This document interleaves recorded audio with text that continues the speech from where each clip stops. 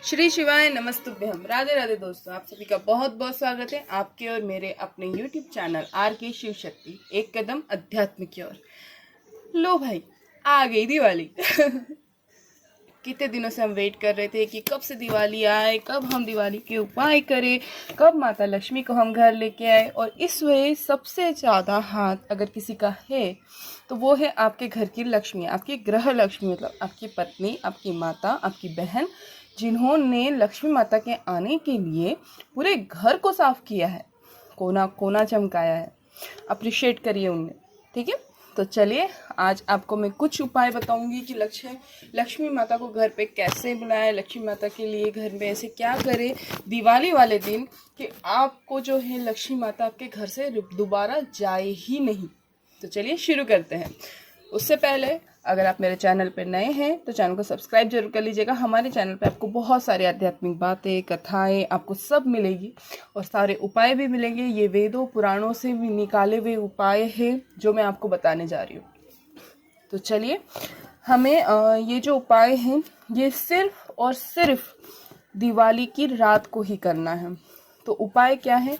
सबसे पहली बात मैं आपको एक बात बता दूं, ये उपायों से हटके, अगर आप आपके घर में आपकी वाइफ की अगर आप रिस्पेक्ट नहीं करते हैं, आप अपनी माँ की रिस्पेक्ट नहीं करते, अपनी बेटी की रिस्पेक्ट नहीं करते, आप उनके साथ आदर सम्मान से नहीं रहते, अगर अपनी पत्नी को आप गालियाँ देते हो, उसे मारते हो, पीटते हो, तो लक्ष्मी आप ये उपाय कर लो, कुछ भी कर लो, दुनिया की कोई ताकत नहीं जो लक्ष्मी माता को आपके घर में रुका सके। मैं आपको क्लियरली बोल रही हूँ। सॉरी, मेरी तबीयत थोड़ी सी ठीक नहीं है, सर्दी हो रखी है, तो आपको आवाज़ में थोड़ा सा फर्क आएगा। लेकिन लक्ष्मी वहाँ रहती है जहाँ पे नारी का सम्मान हो। अगर आप अपनी वाइफ के साथ अच्छे से रहते हैं, उसके साथ प्यार से रहते हैं, उसकी बातों को समझते हैं, या फिर अगर आप उसके साथ बहुत ही प्यार से रहते हैं, उसे रिस्पेक्ट देते हैं, उसे अपने बराबर का दर्जा देते हैं, ना कि पैरों की जूती समझते हैं, तो लक्ष्मी आपके घर में रहेगी, हमेशा रहेगी। आपको किसी उपाय की जरूरत नहीं है। तो चलिए, आज कुछ उपाय आपको हम बता देते हैं। तो दिवाली वाले दिन देवी लक्ष्मी को अपने घर में हमेशा वास रहे, इसके लिए लक्ष्मी पूजन के दिन एक चांदी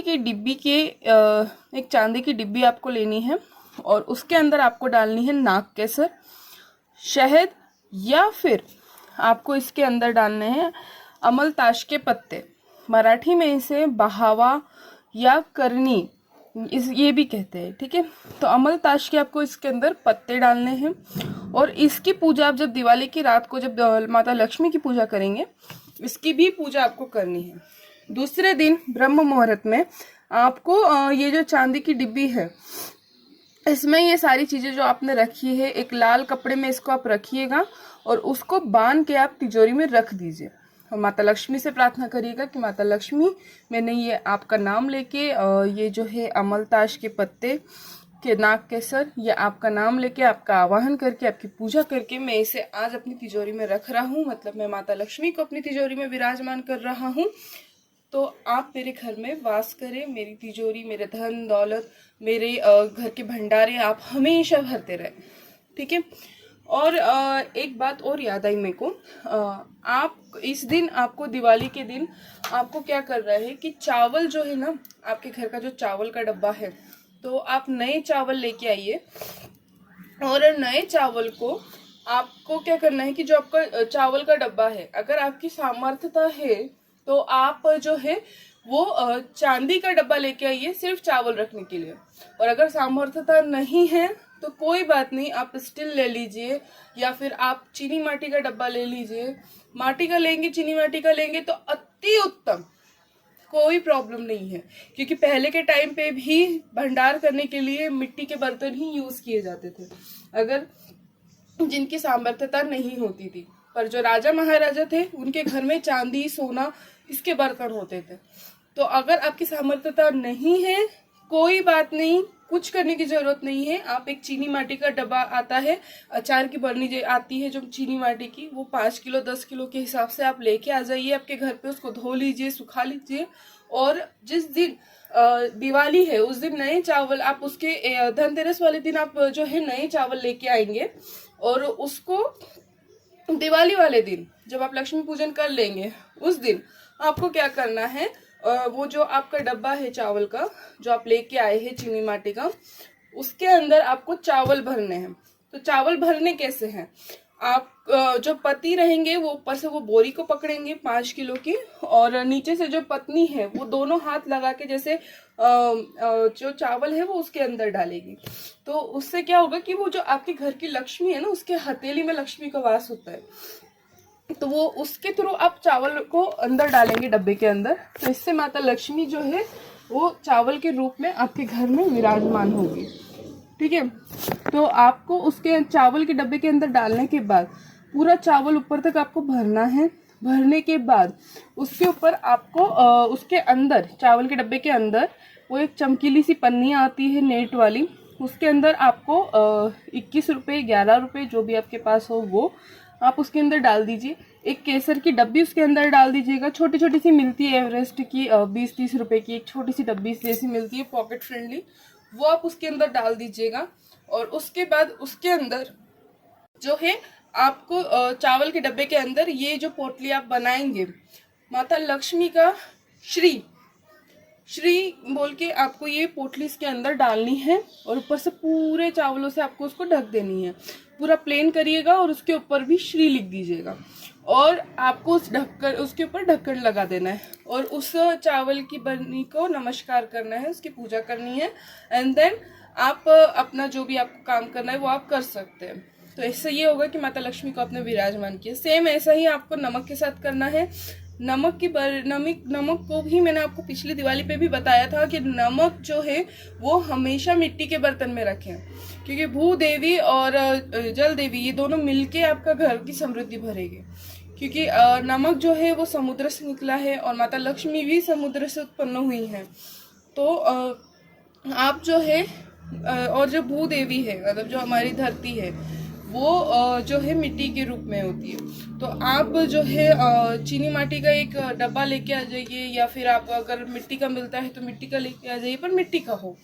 उसके अंदर आपको नमक पूरा ऊपर तक भरना है, और उसके बाद उसको ढक्कन लगा देना है, और लगाने के बाद आपको उसकी पूजा करनी है। एक लाल कपड़े पे आपको इसको विराजमान करना है, और 21 दिन तक आपको इसकी पूजा करनी है। और याद रहे कि पूरे विश्वास के साथ करिएगा तो माता लक्ष्मी की कृपा आप पे जरूर होगी।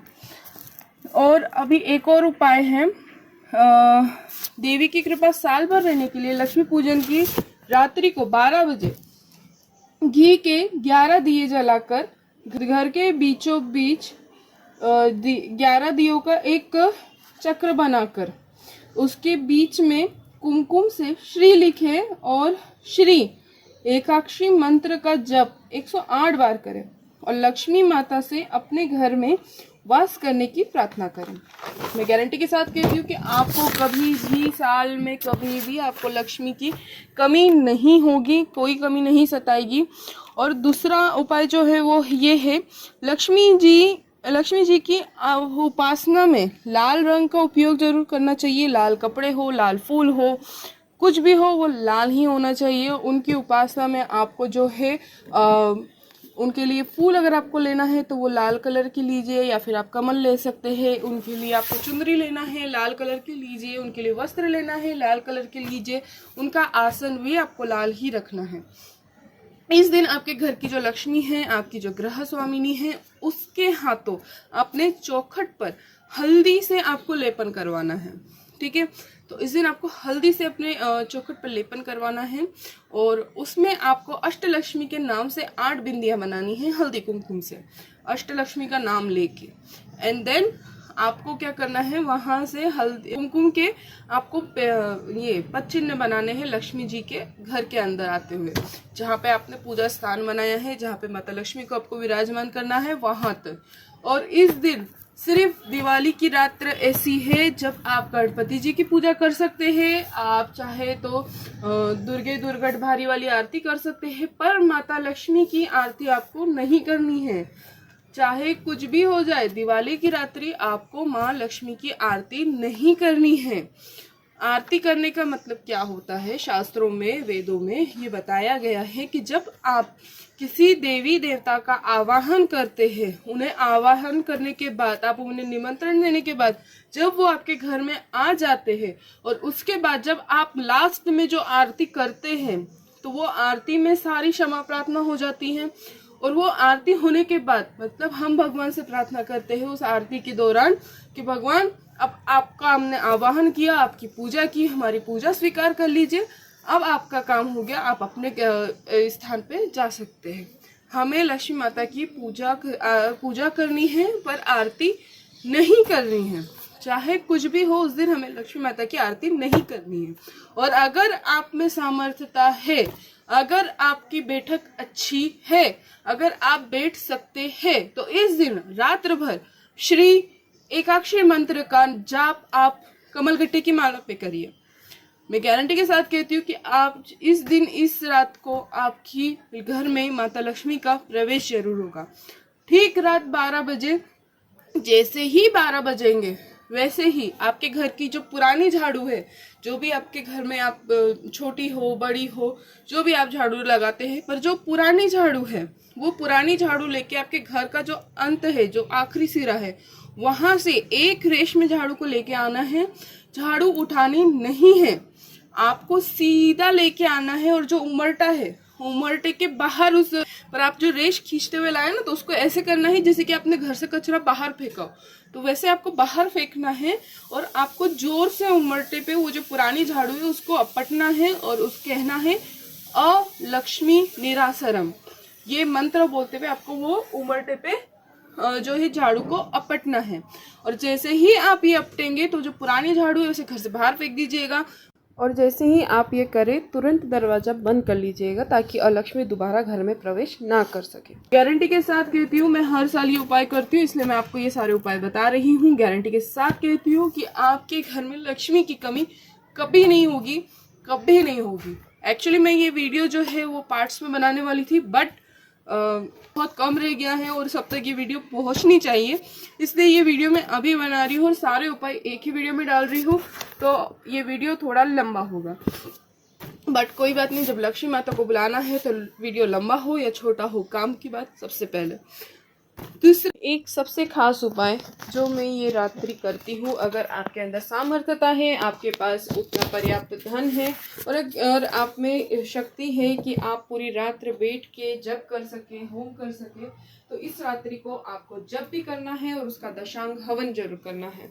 तो आज मैं आपको बता देती हूँ कुछ मंत्र। इन मंत्रों में से आपको जो मंत्र सही लगे आप उसका जप करके और उसी मंत्र से आपको उसमें आहुति देनी है।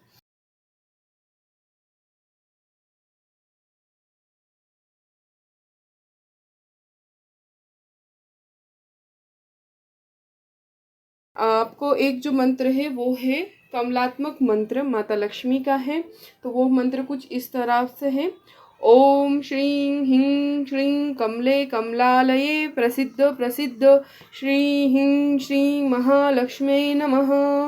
आप इस मंत्र का जप कर सकते हैं, या फिर आपको जब इसकी आहुति देनी है तो इसके लास्ट में आपको स्वाहा लगाना है। तो फिर आप इस मंत्र का आहुति कुछ इस तरीके से देंगे, ओम श्रीं ह्रीं श्रीं कमले कमलालये प्रसिद्ध प्रसिद्ध श्री ह्रीं श्रीं महालक्ष्मी नमो नमः स्वाहा।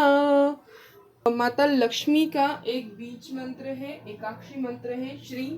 आप श्री के नाम से जप कर सकते हैं और वो सिंपल भी है। और जब आप हवन करेंगे तो श्री स्वाहा श्री स्वाहा श्री स्वाहा ये आपको करना है। ऐसे करके आप इसकी आहुतियाँ दे सकते हैं। एक मंत्र जो है वो है लक्ष्मी जी का लक्ष्मी गायत्री मंत्र। ये मंत्र कुछ इस प्रकार है, ओम महालक्ष्मी च विद्महे विष्णु पत्नी च धीमहि तन्नो लक्ष्मी प्रचोदयात्। अब यहाँ पे आप जब इस मंत्र का जप करेंगे, लक्ष्मी गायत्री मंत्र का, तो इसके बाद आपको इसकी आहुति कैसे देना है तो वो भी सुन लीजिए। ओम महालक्ष्मी च विद्महे विष्णु पत्नी च धीमहि तन्नो लक्ष्मी प्रचोदयात् स्वाहा। आपको इसके लास्ट में स्वाहा शब्द आपको जो है वो जोड़ना है। एक मंत्र और है, ओम श्रीं ह्रीं श्रीं महालक्ष्मी नमः। इस मंत्र का आप 108 बार जप करिए, आप 108 बार माला पे करिए, 108 बार आप उंगलियों पे करिए। पर इस मंत्र का अगर आप जप कर सकते हैं और इस दिन रात में आप संकल्प लेके अगर जप हवन करते हैं तो आपको इसका फल कई गुना ज़्यादा मिलता है। आई होप आप सभी को ये वीडियो पसंद आई होगी। चैनल पर नए हो तो चैनल को सब्सक्राइब जरूर कर लीजिएगा और हाँ, वीडियो को लाइक जरूर कर लीजिएगा और ज़्यादा से ज़्यादा शेयर जरूर करिएगा। मिलती हूँ नेक्स्ट वीडियो में, तब तक के लिए राधे राधे।